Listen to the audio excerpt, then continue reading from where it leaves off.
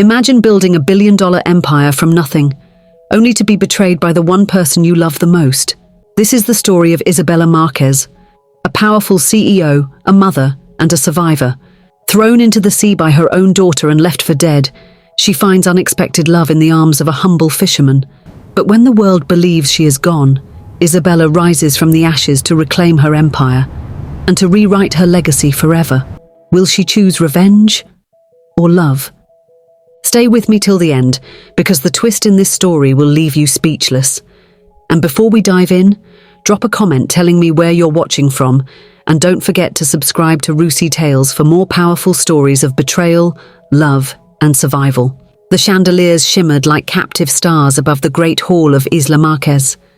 Golden light spilled across marble floors. From the balcony, Isabella Márquez looked out over her guests. Politicians, titans of industry, celebrities draped in diamonds, all gathered to honor her latest triumph.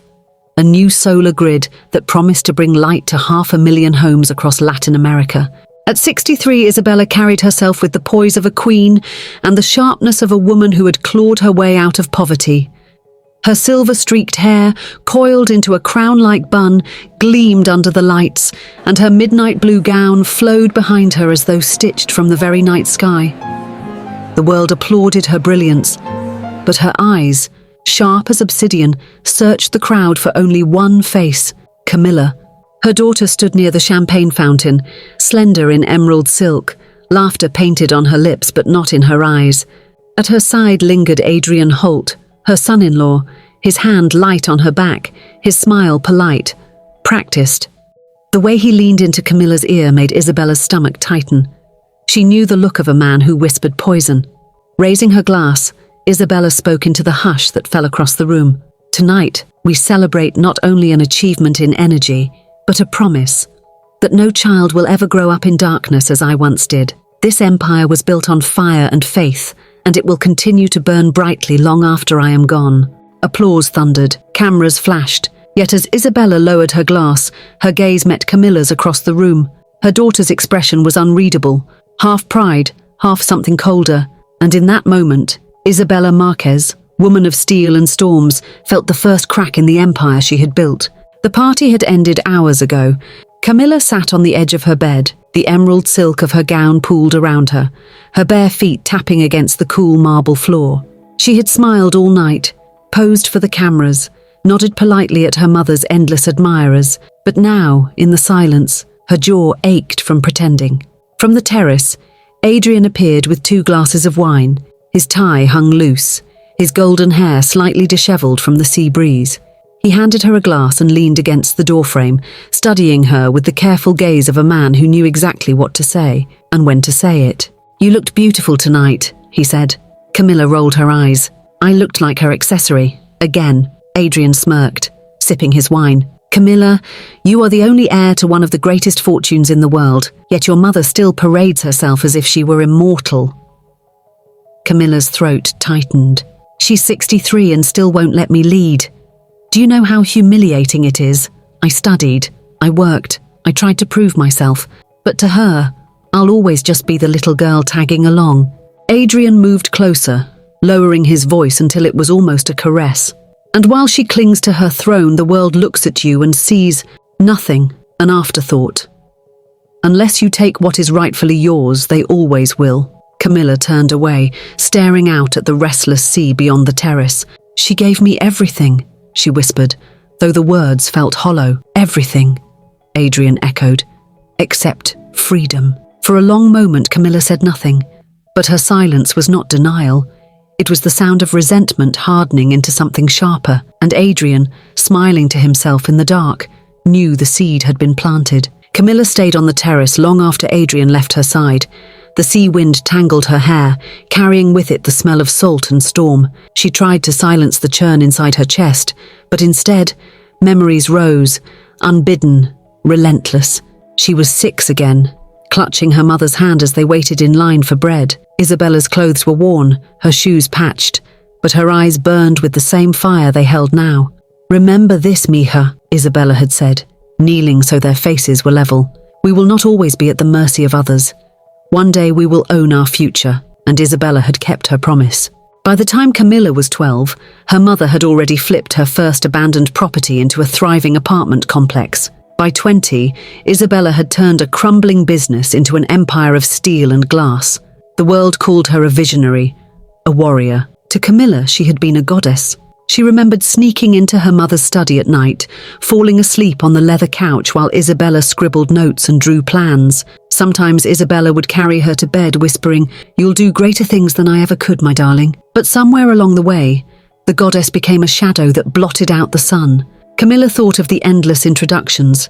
This is Isabella Márquez, the woman who changed an entire industry. And this is her daughter. Always her daughter. Never Camilla on her own. It wasn't that Isabella hadn't loved her. Camilla knew she had. It was that her mother's love came wrapped in expectations too heavy to breathe under. And then Adrian appeared. Smooth, confident. The only man who didn't look at her as Isabella's child but as a woman in her own right. He made her laugh in ways she hadn't in years.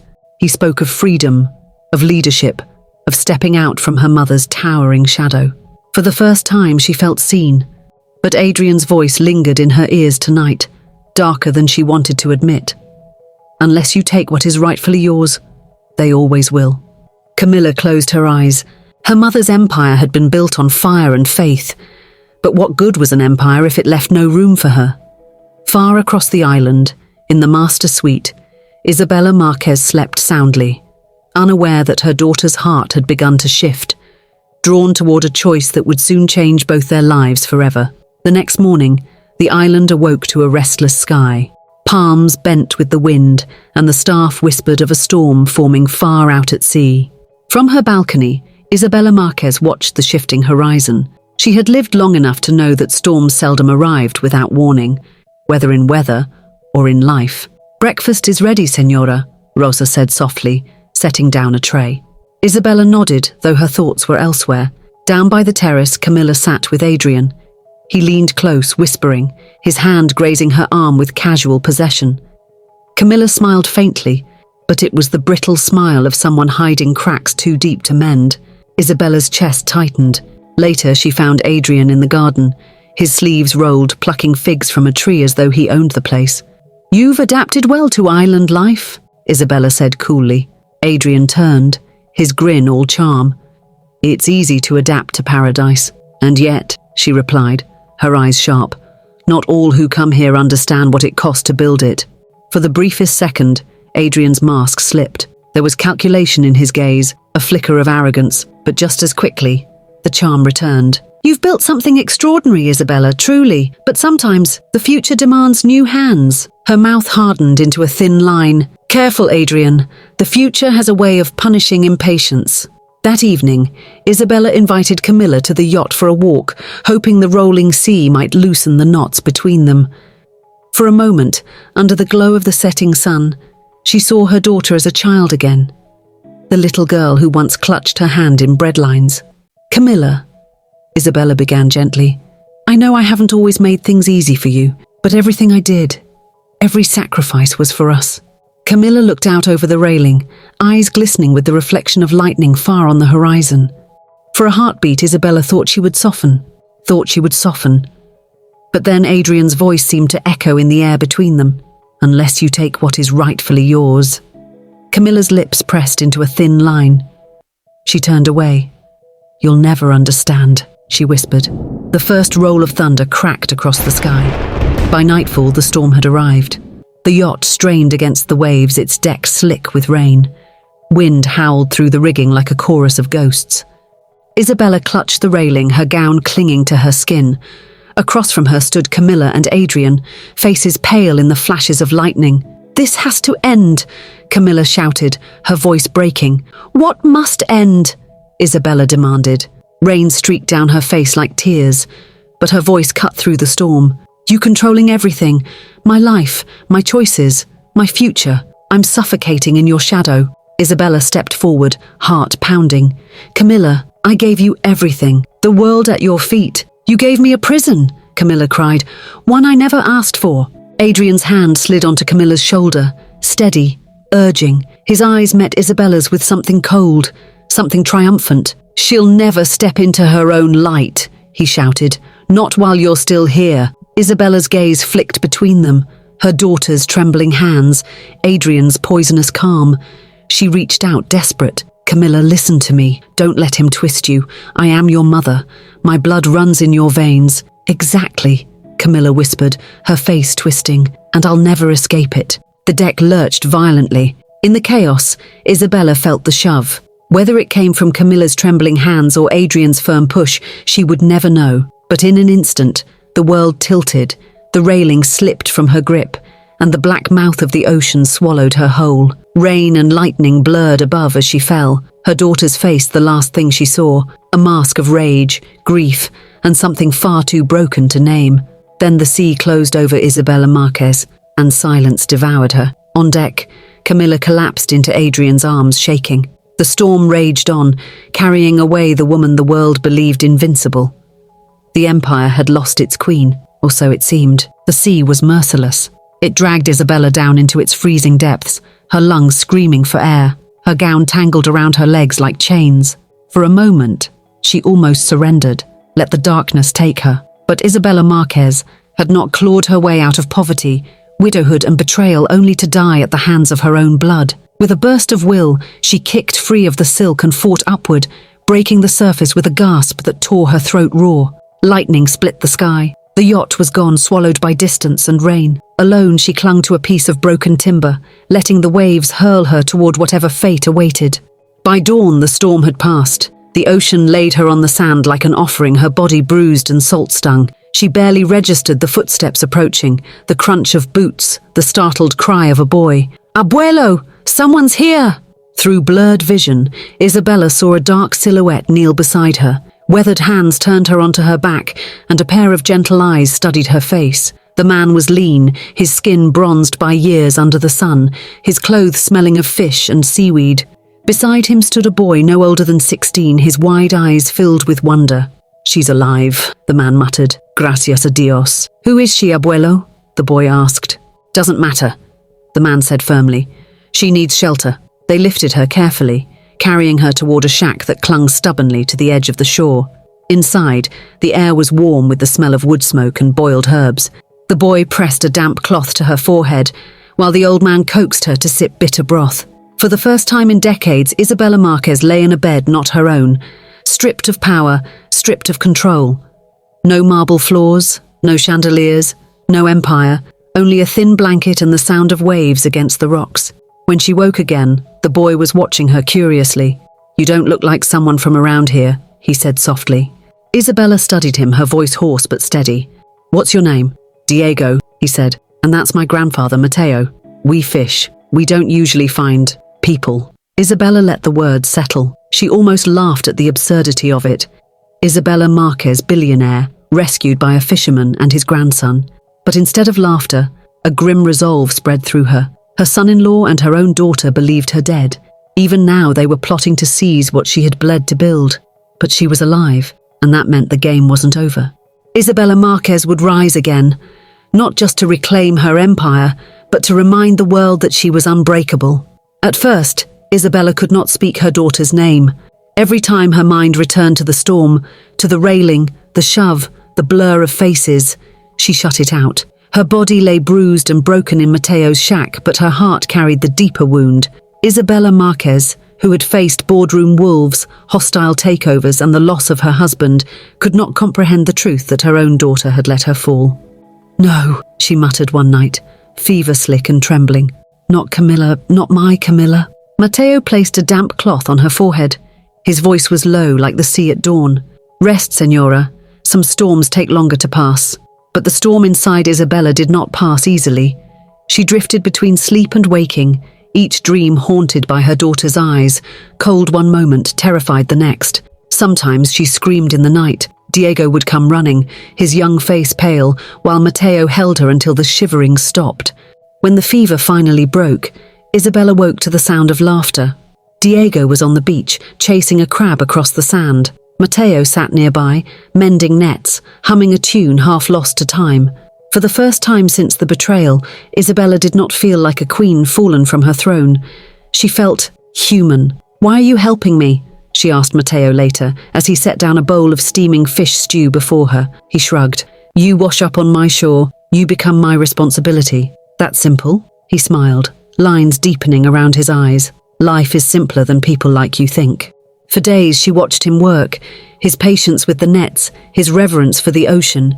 She found herself asking questions, small at first, then larger. He spoke of storms survived, of years at sea, of raising Diego after his parents' passing. His life was marked not by wealth but by endurance. And somewhere in the quiet hours between dusk and dawn, Isabella felt something she had not in years. Peace. It began with small touches, his hand steadying her as she walked along the shore, her laughter when he teased her accent as she tried a local phrase. Then came the silences, heavy but not uncomfortable, filled with a warmth that needed no words. One evening, as they stood watching the sun sink into the horizon, Isabella said softly, "You don't treat me like a broken thing." Matteo looked at her. "Because you are not broken." Their eyes held, and for the first time since the fall, Isabella felt her heart stir. Diego noticed too. He teased her in the blunt way of youth. "You're smiling more," he said one morning, tossing her a seashell. "Abuelo hasn't smiled this much since, ever." She laughed, a true laugh, and ruffled his hair. "Maybe we're all mending together." But beneath the laughter, beneath the warmth growing between her and Matteo, a sharper edge remained. At night, when she lay awake listening to the waves, she replayed the betrayal over and over. At first, she refused to believe it, but memory is merciless. The look in Camilla's eyes on the yacht, anger, desperation, something wild, would not leave her. One night, she wept into Matteo's chest, her composure shattering. "She was my daughter, my only child. How could she?" Her voice broke. "How could she let me go?" Matteo held her as though she were not a queen but simply a woman grieving. His hand stroked her hair, his voice steady in the dark. "Blood does not always mean loyalty, Isabella. Sometimes the family we choose is stronger than the one we're born to." His words pierced her. For years she had believed her empire was for Camilla, for legacy, for bloodline. But now, in the warmth of Matteo's arms, with Diego's laughter echoing in the shack, she wondered if her true legacy could be something else entirely. Yet peace is a fragile thing. As her body healed and her heart found unexpected love, her mind sharpened again. News travelled even to the fisherman's shore. Whispers of Camilla stepping into her rightful place. Adrian speaking to cameras with solemn eyes. The empire shifting under their control. The world believed Isabella Márquez was dead. But she was alive. Loved. Stronger than ever. And though she pressed her cheek to Matteo's chest and allowed herself the sweetness of the moment, deep within her, the fire had returned. The woman who had once built an empire from ashes would rise from them again, and this time she would not be merciful. The world mourned Isabella Márquez. Television anchors spoke of her brilliance, her empire, her tragic disappearance at sea. Camilla appeared before cameras with red-rimmed eyes, clutching Adrian's hand. Adrian himself delivered eloquent speeches about honouring Isabella's vision. Behind the solemn words, he moved swiftly, petitioning courts and shareholders to declare Isabella legally dead. But in a humble shack by the shore, Isabella was very much alive. Matteo sat beside her as she held a burner phone in her hand, her fingers trembling with the weight of what she was about to do. Rosa's voice crackled softly through the line. "My God, Senora, you're alive." Tears burned Isabella's eyes at the sound of her secretary's loyalty. Rosa promised discretion, swearing no one else would know. Soon after, Daniel Cho, her old attorney, joined the calls. Together, they began piecing together evidence of Adrian's fraud. Secret accounts, falsified contracts, whispers of corruption that could bring him down. At night, Isabella sat outside the shack with Matteo, the ocean stretching endlessly before them. He never asked for details of her empire or her revenge. He only said, "If you go back, make sure it's for something worth more than money." She looked at him then, at the man who had fished her out of death, who had held her when her heart shattered. For the first time, Isabella considered that love, unexpected, unpolished, and true, was a greater treasure than anything she had built. Diego, bold as ever, added, "And when you're done beating them, you can come back here. Abuelo and I aren't going anywhere." Isabella laughed, pulling him into a hug. "Careful, Diego, I might just take you up on that." But her laughter faded when she thought of Camilla. Her daughter's face haunted her dreams, sometimes furious, sometimes frightened, sometimes the little girl who once slept in her study. "Why?" Isabella whispered into the night. Mateo's hand closed gently over hers. He didn't answer, and she realized he didn't need to. Some questions had no answers. By the time Isabella was strong enough to return, the empire was nearly lost. Adrian and Camilla prepared to unveil themselves as the new heads of Márquez Energy at a global shareholder meeting streamed across continents. The morning of the meeting, Rosa and Daniel walked at Isabella's side, their faces set with determination. Isabella wore no jewels, no finery, only a simple black suit that made her silver hair blaze like a crown. "You're sure about this?" Daniel asked. Isabella's lips curved. "I've never been more sure of anything." In the hall, Camilla stood on stage, Adrian beside her, cameras flashing. The vote to transfer power was moments away. Adrian's smile gleamed with victory. And then the doors opened. Gasps erupted as Isabella Márquez walked into the room, alive, unbowed, her heels striking the floor like thunder. The cameras swung to her, the world watching in disbelief. Camilla's face went white. Adrian's jaw clenched. "You," he stammered. "Did you think the ocean could keep me?" Isabella's voice rang out. "Did you think betrayal would break me?" She crossed the stage, her gaze fixed on her daughter. For a heartbeat, the room was silent except for Isabella's breath. Then she turned to the crowd and unveiled the evidence. Adrian's fraud, his manipulation, his crimes. Daniel laid the documents bare, screens lit up with proof. The empire roared, Adrian's smile crumbled. Camilla's tears spilled, her voice trembling as she whispered, "Mama." But Isabella's eyes were steel. The fallout was swift. Adrian was arrested, disgraced before the world. Camilla, stripped of her inheritance, fled in shame, her pleas for forgiveness unanswered. Isabella watched her go, her heart heavy but resolute. She had loved her daughter with everything she had, but love could not excuse betrayal. When the courts confirmed her control of Márquez Energy, Isabella shocked the world once more.